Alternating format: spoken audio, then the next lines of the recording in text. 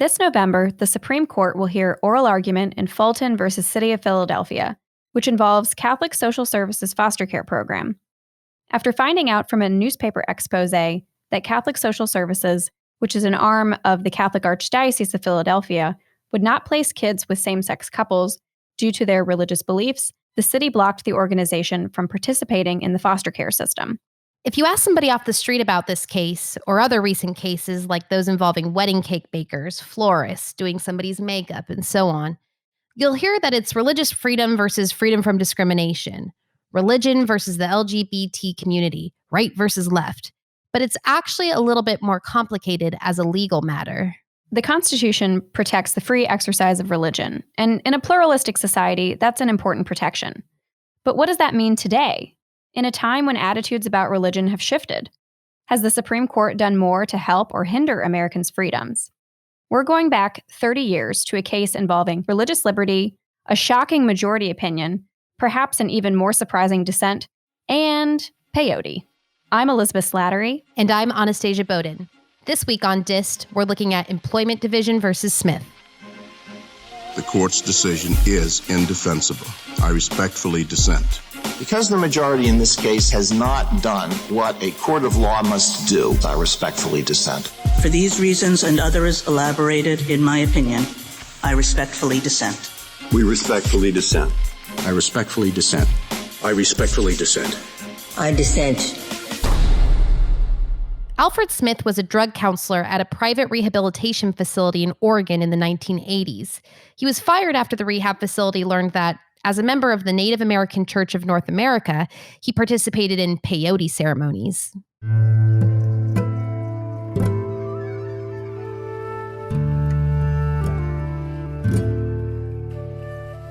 Spiritual use of peyote, a psychoactive cactus native to northern Mexico, dates back centuries. Called the root of the devil and satanic trickery by early European settlers, peyote has been vilified by Western culture, and it's been listed as a Schedule I drug by the federal government since the 1970s.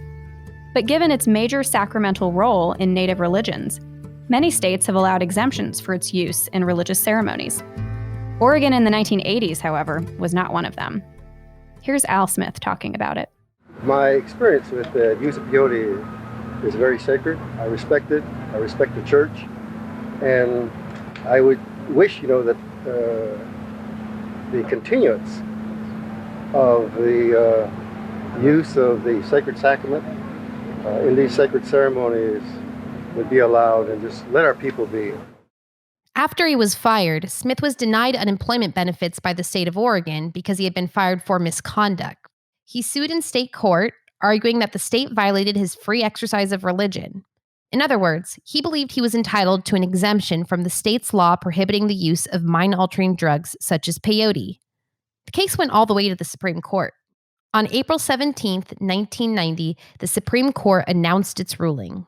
The second case, number 88-1213, is Employment Division, Department of Human Resources of Oregon versus Smith. The justices split 5-4, and there was a majority, a concurring, and a dissenting opinion. One was written by Antonin Scalia, still a relatively fresh face on the court, appointed by President Ronald Reagan just 4 years earlier. Another was written by Sandra Day O'Connor, another Reagan appointee and the first woman to serve on SCOTUS.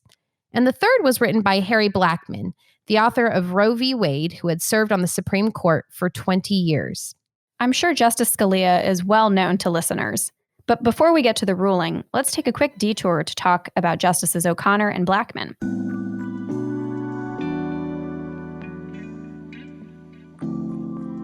First up, Harry Blackmun. Appointed by Richard Nixon in 1970, Blackmun is a classic example of a Republican appointee who evolves in office. Everyone assumed he would be a conservative vote, along with then Chief Justice Warren Burger, but that didn't end up being the case. Here's one of his former law clerks.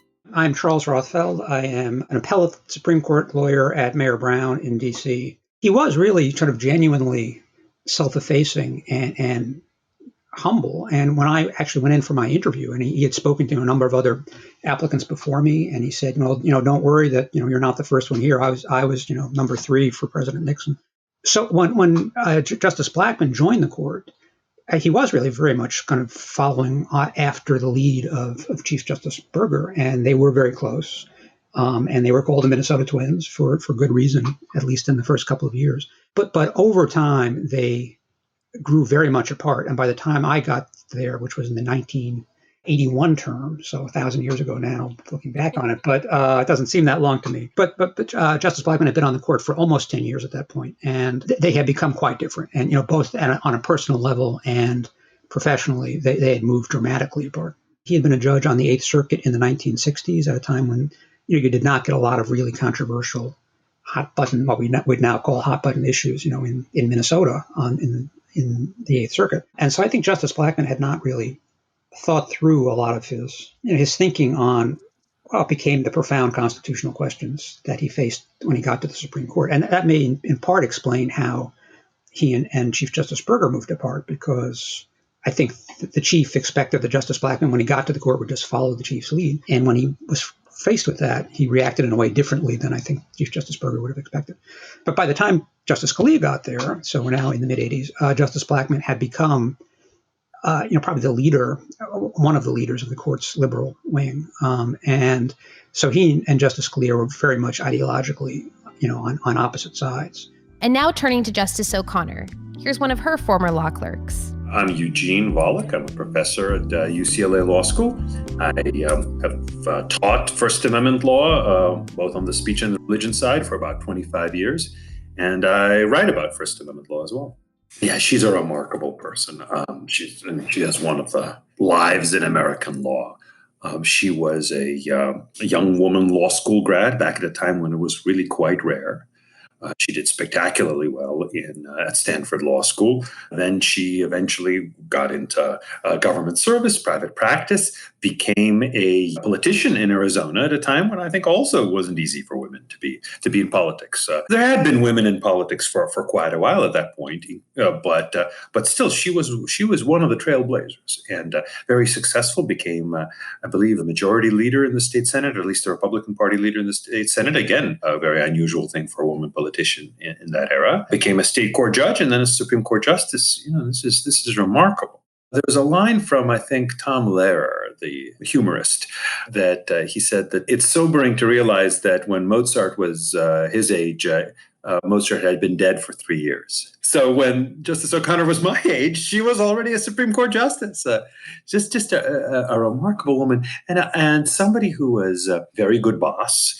I think she demanded a lot, rightly so, of her employees, particularly of her law clerks. But at the same time, I think took a motherly interest in us. She made sure that we would go on various cultural excursions. She would take us to see the cherry blossoms. She took us to the Arboretum. She took us certainly to at least one museum. I forget exactly which one. It's been a while. And she saw that there were these young lawyers, and she probably still remembered herself as that from back in the day. And she took an interest in taking us under her wing. So wonderful, wonderful. Yeah, really incredible. I loved reading the story that came out a few years ago about how she and Chief Justice Rehnquist had actually dated at one point in their Stanford days, and I loved reading that. Right, and I believe Rehnquist proposed marriage to her. But alas, she said no. Well, there you go, perhaps. Well, I think my understanding is Rehnquist ended up very happily married as well, as was she. And yes, I think if they had married, it would be very unlikely that she would have become a justice, just because, politically speaking, it would be hard to see a married couple on the court. I think that would throw off the dynamics a little bit. But back to Employment Division versus Smith.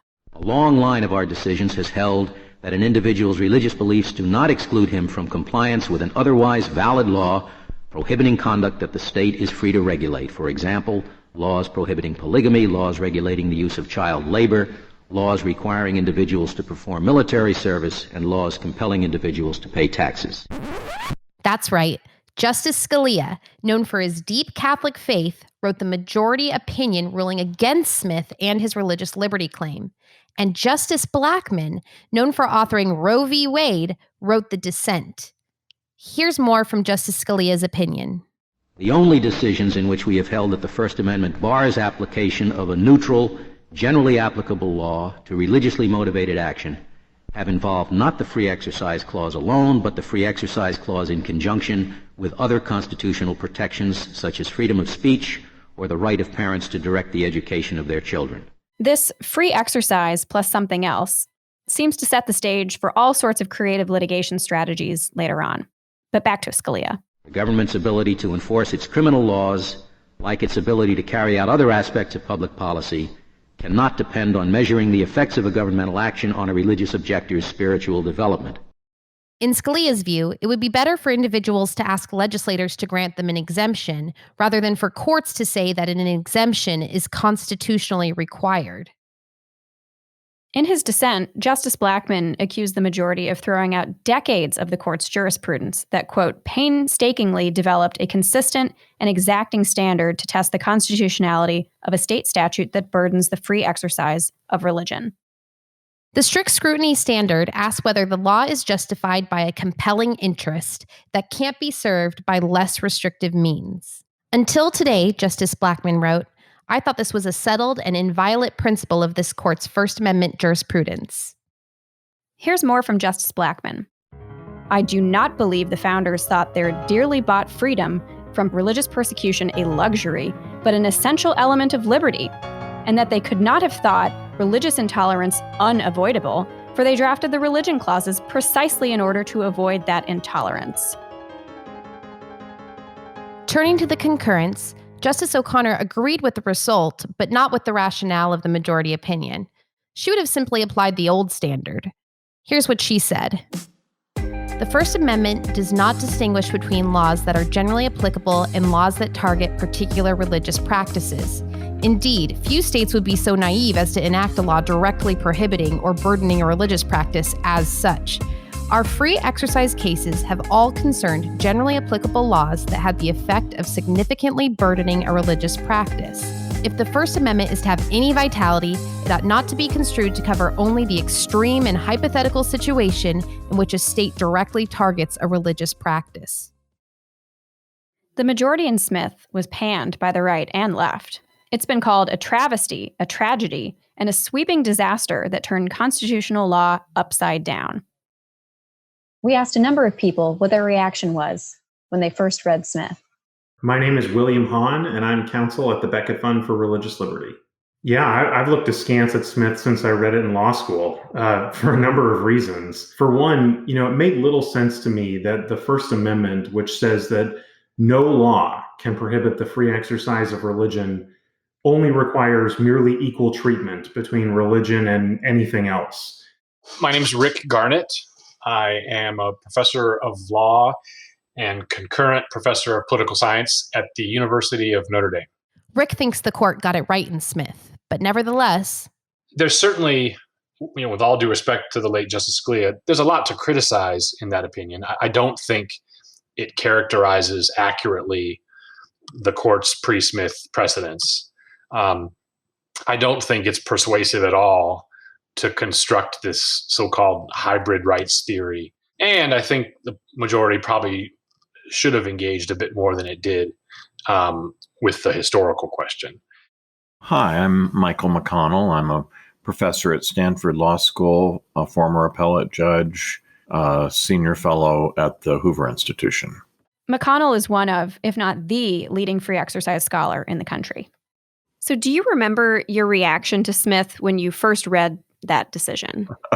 Oh, I certainly do, because I had written an over 100-page study of the original meaning of the Free Exercise Clause, which was coming out in the Harvard Law Review, and I had just received the page proofs, and I was arguing in favor of and support of the Supreme Court's then current doctrine that the Free Exercise Clause protected the free exercise of religion as a preferred right subject to strict scrutiny.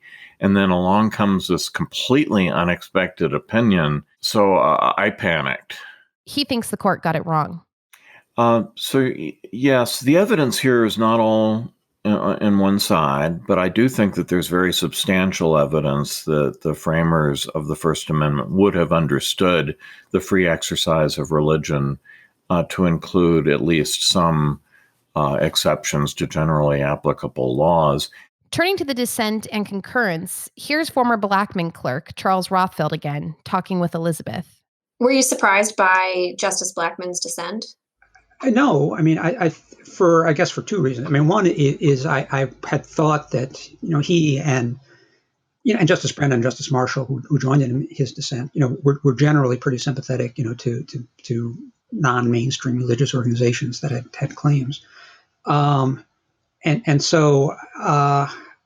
I think generally, he was not hostile to claims of religious, of free exercise. And so I was not really surprised by that. I mean, I would have thought it might be a unanimous decision had I looked at it, going into the argument. And I think Justice O'Connor, who wrote her own separate opinion, which wasn't quite a dissent, but almost was a dissent, did a pretty effective job in I think, demonstrating why the majority was kind of off the rails on it. Yeah, it might as well have been a dissent. Yes, that's right. And here's Michael McConnell again. No one in the case argued that the strict scrutiny test from Sherbert and Yoder should be overruled. The entire question was whether the enforcement of the Controlled Substances Act against the Native American practice of peyote use would, served a compelling governmental interest in the least restrictive way. And Justice O'Connor said, yes, it does. And Justice Blackmun said, no, it doesn't. Of course, O'Connor and Blackmun agreed that the free exercise test was what it was. And then you have these 5 other justices who say, oh, no, we're going to overrule prior precedent without really saying so. And even though it was not brought up by the parties, it was not in the briefs, it was not mentioned in oral argument, which is really a pretty remarkable thing for them to have done. Eugene Volokh has a different perspective. I think very highly of Justice O'Connor, but doesn't mean I always agree with her.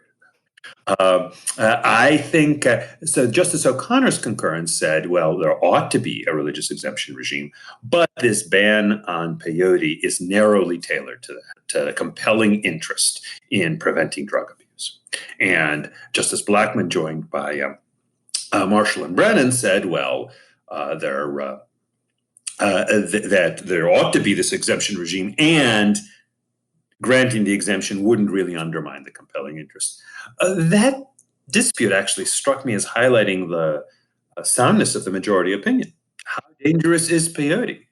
If it is dangerous enough to ban, how dangerous would be a religious exemption to the overall ban? How much would the religious exemption undermine the overall ban? Those are difficult, pragmatic judgment calls. I wondered if the opinion would have come out the same if the facts had been different. If, for example, it hadn't involved an illegal drug. Here's Michael McConnell. I don't think the Smith opinion was motivated by hostility to religion in general or to Native American religion in particular. I think it fit with Scalia's general jurisprudence, in which he did not want judges to be imposing contentious, subjective judgments on the whole country. Yeah, well, that's an interesting question, and maybe if we go to the Blackmun papers to the Library of Congress, we can get an answer to that. But yeah, I think that it certainly would have affected the going-in attitudes of the justices. The atmospherics of a case always have some impact on how you view the claims that are being made. And for example, in the Smith litigation, if it were if some state had tried to reimpose prohibition and made use of sacramental wine illegal, in Catholic Mass, it's very hard to imagine that the same 5 justices would have said that's fine.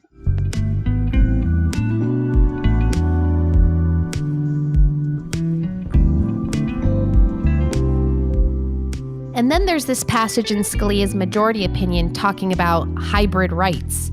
It seems like he was trying to distinguish some of the older cases without actually overruling them.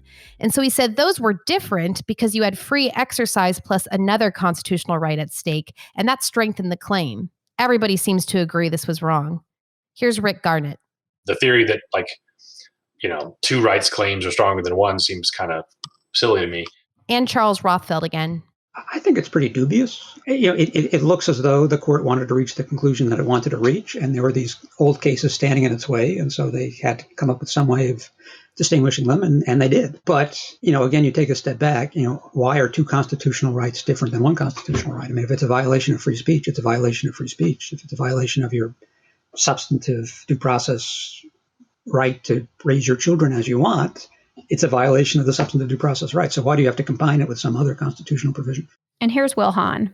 The notion that a free exercise claim by itself doesn't merit strict scrutiny, but it might when there's some other constitutional claim at stake, ends up reducing the free exercise clause to offer a lot less protection than the rest of the First Amendment. And I think a good example of that at the Supreme Court would be in Christian Legal Society versus Martinez. This is a case about a religious student organization's right to select its leaders of a religious organization according to religious criteria. And there, the court relegated the free exercise analysis to a single footnote, and it focused exclusively on free speech issues. So I think that's an example about how, in Smith's wake, there's been an incentive to want to argue cases that are principally about a free exercise concern under some other constitutional clause. I talked more with Eugene Volokh about this. So do you think this has led litigators, though, to try to get creative and bring additional constitutional claims to bolster a free exercise claim? Yes, of course. That's litigators' job, right? That's what we have to do. So you might say, well, for example, let's say there is a case involving a landlady who is being sued for marital status discrimination in refusing to rent to an unmarried couple because she thinks that this would put her in a position of being complicit in their sexual sins and that itself would be sinful for her. So occasionally you see claims saying, well, that's a combination of free exercise claim and maybe a takings claim. Yes, we know that anti-discrimination laws generally aren't viewed as violations of the takings clause, but maybe there's a colorable enough claim that it, together with a free exercise claim, go over the bar. Generally speaking, this has not gone far. And again, I don't think that this is a sensible way to run a legal system. But of course, once you have language like that in a Supreme Court opinion, well, then lawyers do what we're trained to do, which is make the best of it for our clients. But not everyone agrees that Smith is responsible for this. Here's Rick Garnett. I think that's giving the hybrid rights theory too much credit. I don't think that's what was going on there. But I think you're onto something really important. We did see after Smith a lot of pro-religious freedom litigators framing the cases in terms of freedom of speech and viewpoint neutrality. And I think that's really the root of the argument in Masterpiece Cake Shop.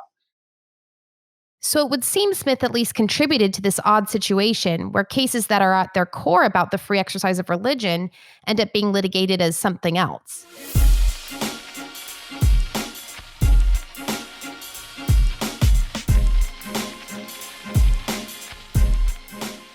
But then Congress stepped in. Here's then House member Chuck Schumer of New York, the leading sponsor of the congressional response to Smith, the Religious Freedom Restoration Act, also known as RFRA. In 1990, in an infamous case known as the Smith case, the Supreme Court changed the standard radically. In my opinion, that decision rubbed against the total American grain of allowing maximum religious freedom.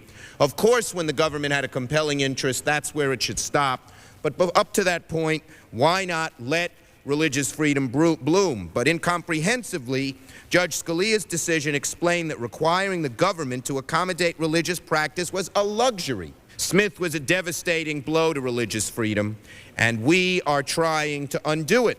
It passed unanimously in the House and 97-3 in the Senate. Here's President Bill Clinton at the signing ceremony for RFRA. The power to reverse legislation by legislation, a decision of the United States Supreme Court, is a power that is rightly, hesitantly, and infrequently exercised by the United States Congress.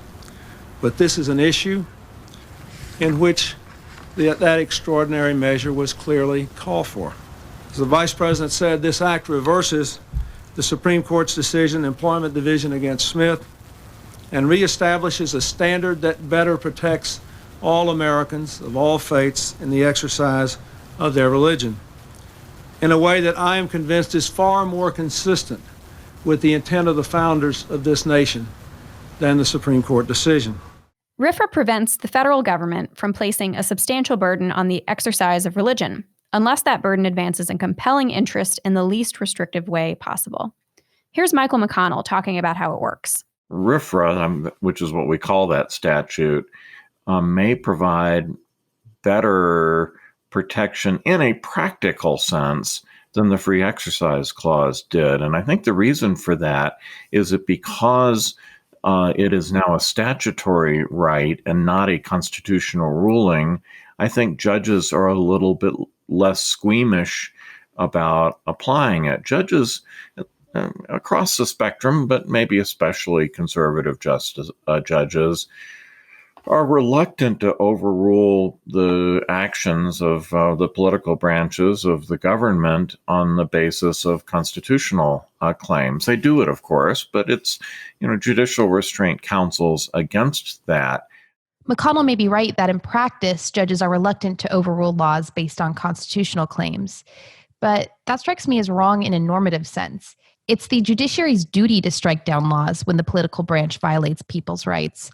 And maybe if courts were more engaged with these claims, we wouldn't need legislation like RFRA in the first place, because the Constitution as written does a good job of protecting individual liberty. Others agreed that RFRA provides a good deal of protection. Here's Eugene Volokh. If it's just a statutory claim, Congress can step in and just carve out an exception from RFRA, saying essentially RFRA doesn't apply to drug laws or to the WASCA law. And that, I think, emboldens judges further, because they say, we don't have the ultimate responsibility here. We're just trying to follow what Congress told us. It said strict scrutiny. It sounds very demanding. So we're going to carve out an exception. And if the Congress doesn't like it, well, they can just overrule this exception, or not quite overrule it, but basically reject the exception by modifying RFRA to no longer authorize it. And in the RFRA cases that have reached the Supreme Court, religious adherents tend to win. Here's Michael McConnell talking about a case under RFRA that was very similar to the facts of Smith.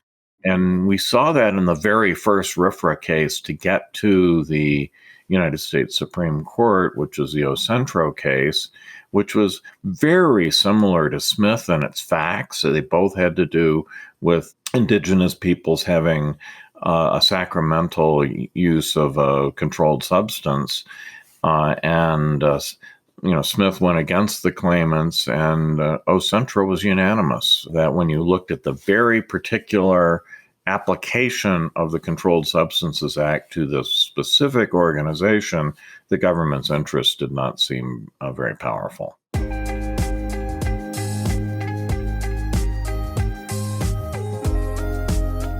That brings us to the reason we're talking about Smith at all.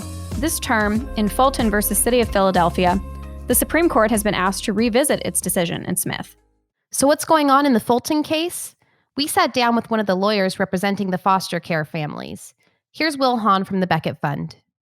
In Fulton versus City of Philadelphia, you have the city demanding that a religious agency, Catholic Social Services, which is an arm of the Catholic Church in Philadelphia, the Archdiocese, either forego its centuries-old religious foster care ministry or forego its centuries-old religious beliefs about the nature of marriage. In 2018, the city learned through a newspaper article that the Catholic Church's foster care ministry upholds Catholic beliefs about marriage.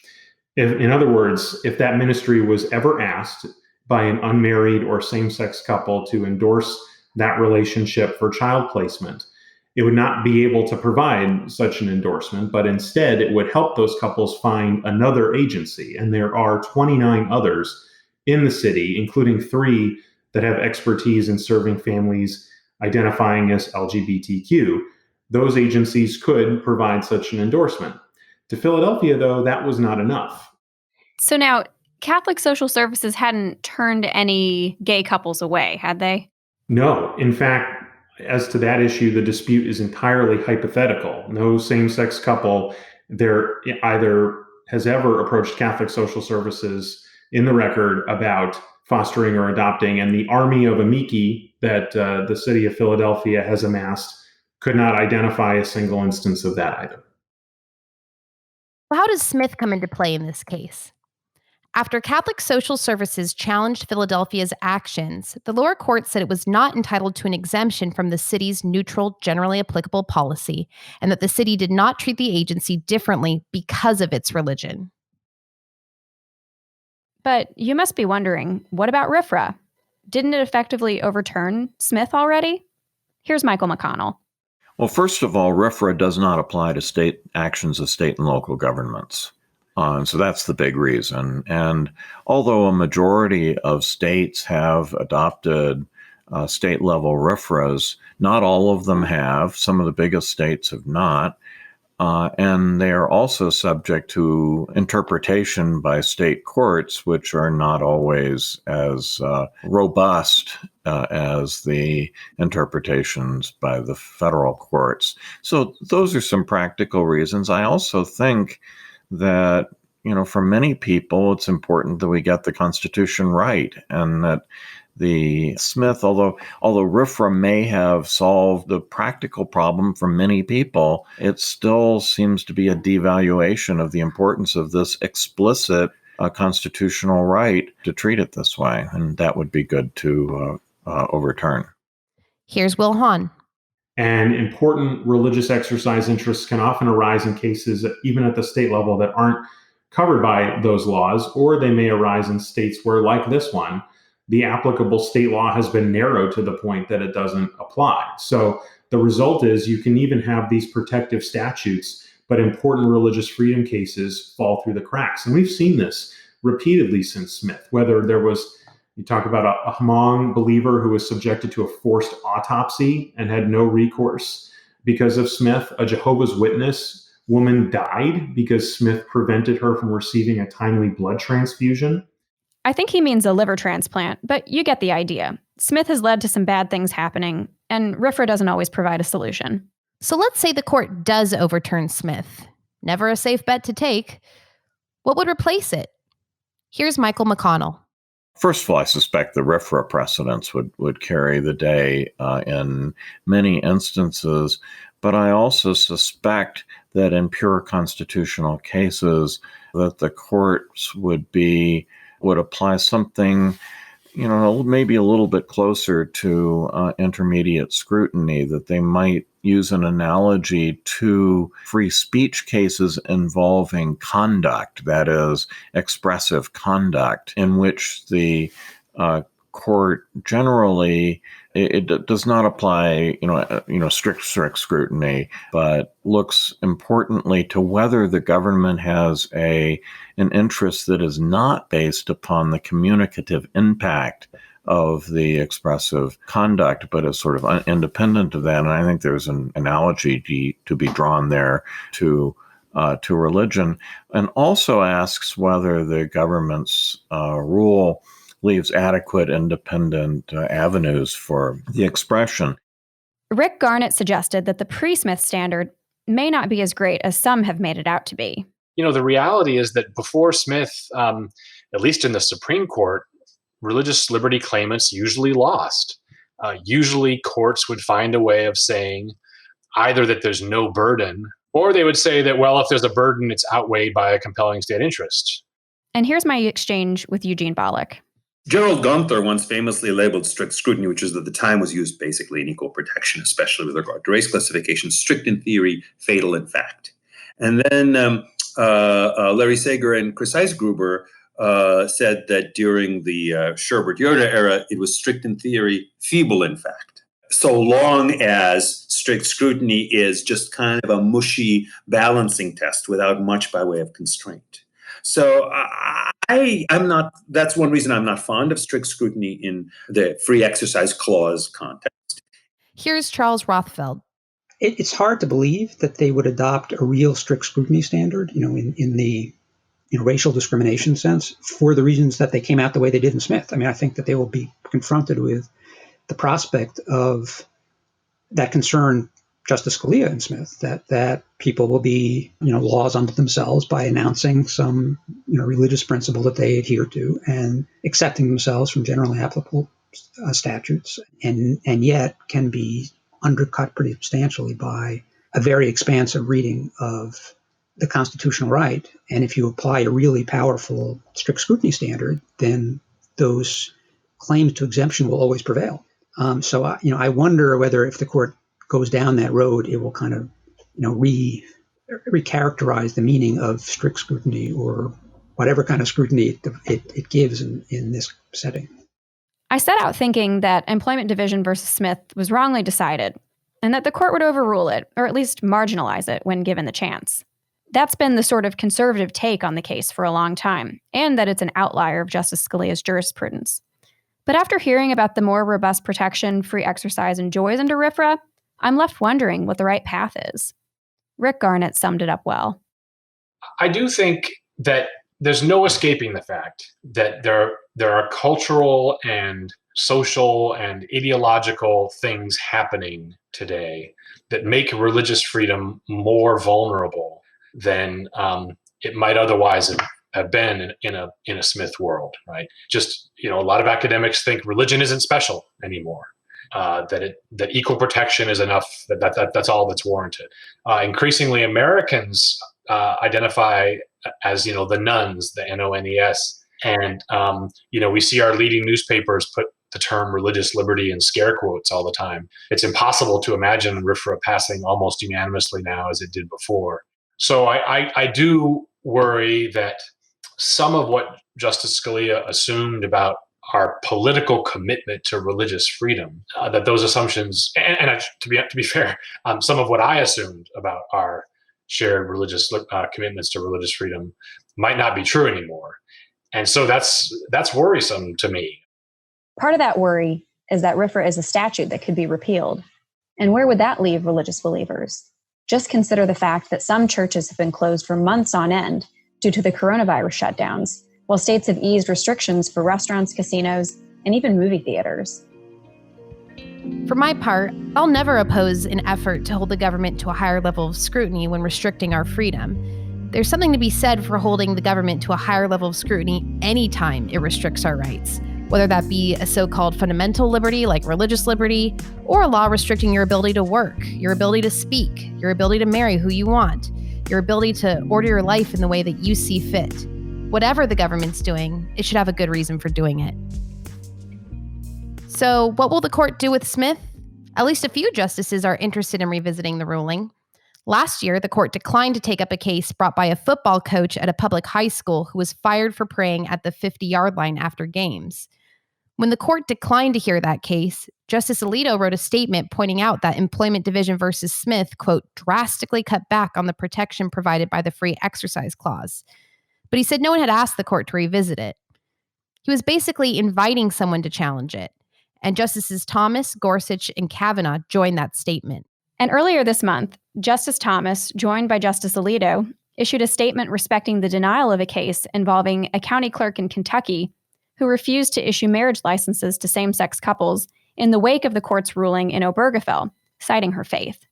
Thomas agreed that this wasn't the right case for the court to take up for procedural reasons, but he pointed out that the court created the problem, and only it could fix it, and that we'll continue to see cases pitting religious liberty and the rights of same-sex couples against each other.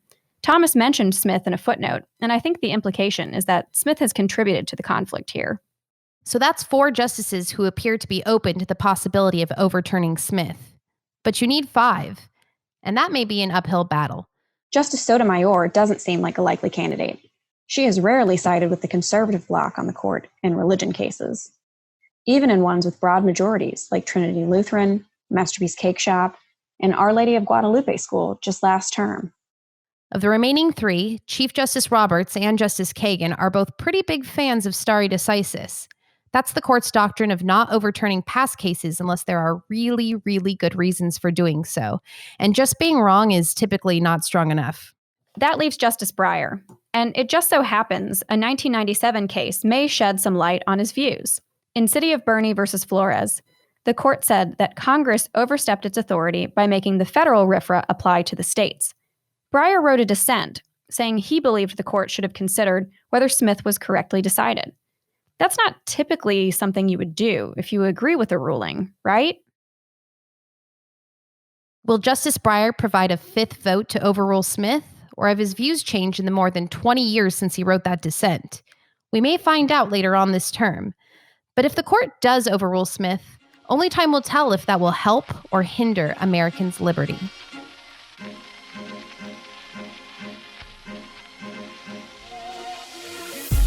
Thanks for listening to DIST. Please subscribe on Apple or wherever you listen to podcasts. We'd appreciate your feedback, so send questions, comments, or ideas for future episodes to dist@pacificlegal.org. And if you enjoyed this episode, please leave us a 5-star rating and tell your friends to check out DIST.